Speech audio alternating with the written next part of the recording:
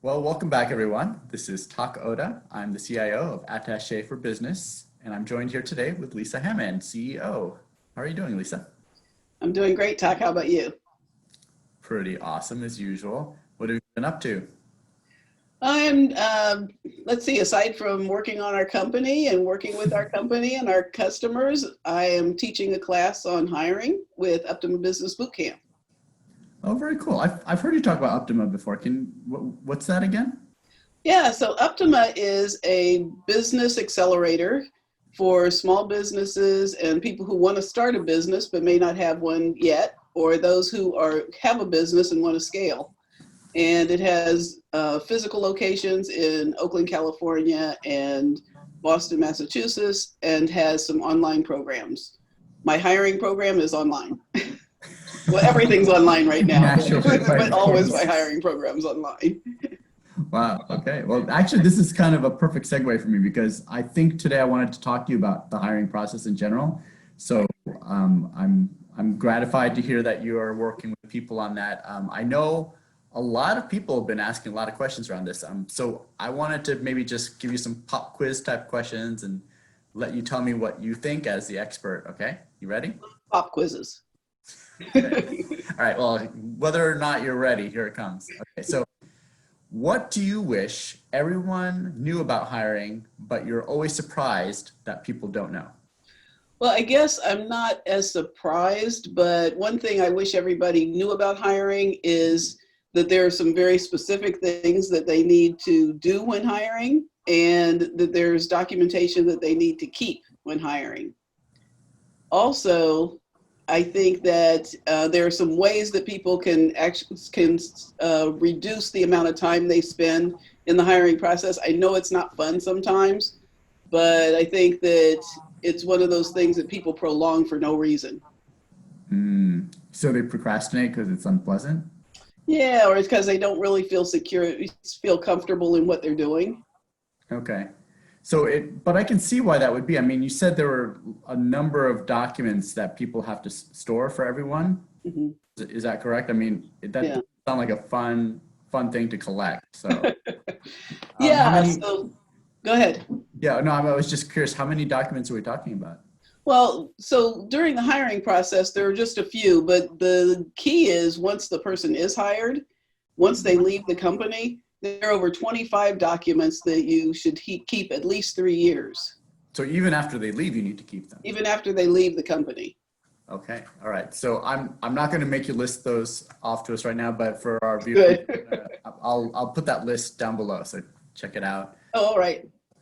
Yeah. Okay. So 25 documents that you have to keep, or 25 or more, Right. will have to keep even after people. Yeah. I wouldn't have expected that. Yeah, and it's interesting. I don't think people are told that for the most part. So it's only, larger companies that realize that. But the Mhm. smaller companies can get into big trouble if they aren't keeping those. If somebody leaves and they throw away the documents, then that could be a serious problem.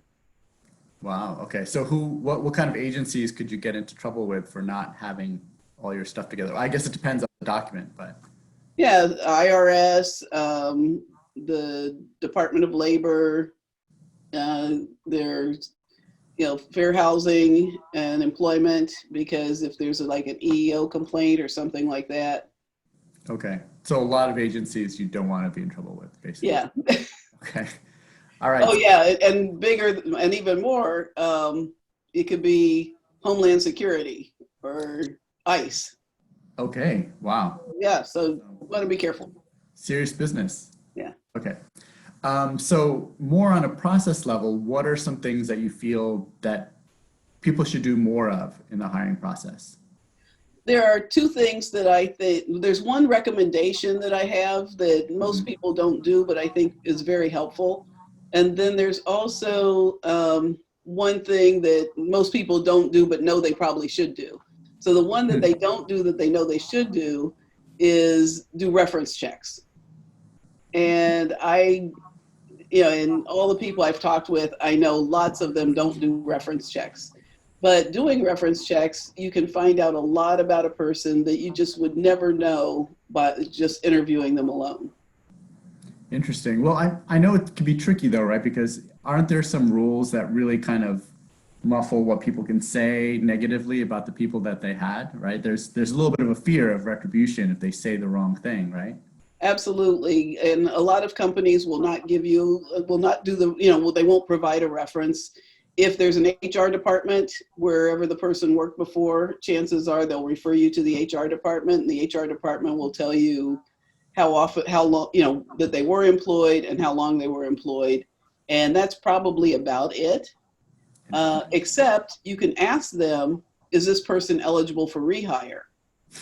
And they will generally answer that question, because where they get in trouble is if it's subjective. So if you're saying things like, yeah, this guy was really lazy, or he didn't do what I'd ask him to do, or things like that, then those are subjective. And that's where you can get into trouble. The person can actually sue you for, defamation of character or something if they don't get a job. That's a great tip. That's a very sneaky way to find out something. Yeah. All right. So I think along those lines, I'm curious to know if you have any other like hot tips that people should know that maybe wouldn't occur to people to do, but when you tell them, they're like, oh, of course, that's a great idea. Well, so this one probably isn't one that you'd think, yeah, that's, oh, wow, of course. But one of the things that I like to do is I like to send out a pre-interview survey. So for anybody who I remotely think would be qualified for the job, I might look at their resume and think, yeah, I don't know about this person, but they might be qualified. If they're just not qualified, I just put them in a not qualified category. But if they're those people that I think I would interview and those that I might interview, I send out a pre-interview questionnaire. And the questionnaire asks more technical questions about their expertise and their knowledge. And generally it'll also say, take a look at our website, and in looking at our website, what makes you want to work with us? And so that would be one of the questions. But then there'd be questions like, let's say it's an executive assistant, and I would ask them, what their word skills are. Have you created a table? Have you created a table of contents in Word? Have you created a form in Word? And some things like that. How would you rate your skills in Word based on these things? What's the most difficult thing that you've done in Excel? So just asking them, some questions that I could ask them in the interview, but in the interview, I really want to get a sense of who that person is. I don't want to have to ask them all the technical questions, and there might be some that I would follow up with, but it gives me a place to follow up. Right. Plus, it's a great thing when you're thinking about if you're protecting yourself against a discrimination suit in hiring, because you're asking everyone the same questions, and they know you're asking everyone the same questions because you just sent them out there. Right. Gotcha. And I feel like you could get a lot of information about the between the lines information about people, even with these really standard questions, right? Just in terms of how quickly they turn the questions around, or, how detailed they are, or whatever. A lot to read between the lines there. Yeah, absolutely. You can ask, by doing that, like you said, how quickly I turn it around is definitely one, but you get a chance to look at their writing skills. And like you said, how detailed they are in answering the question. Sometimes you get people who will answer a question, yes, no. And then you'll get some people who basically write, an essay on each question. And depends on what type of person you are, which one you'd rather have, but it gives you some insight into the person.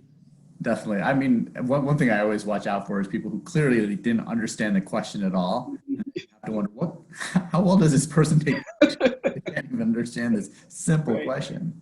Right. Yeah. And just kind of as an aside, that's one of those things that you have to be careful about for yourself. Like if you have 3 or 4 people who aren't understanding the question, maybe it was a bad question or it was a poorly written question. But if you only have one, then it's probably them. All right. Well, folks, you heard it here. We got a couple of great hot tips from Lesa Hammond. And again, I'll promise I'll put the list of 25 plus documents that you definitely want to keep track of. Yeah. And we'll see you next week. All right. Thanks, Tak.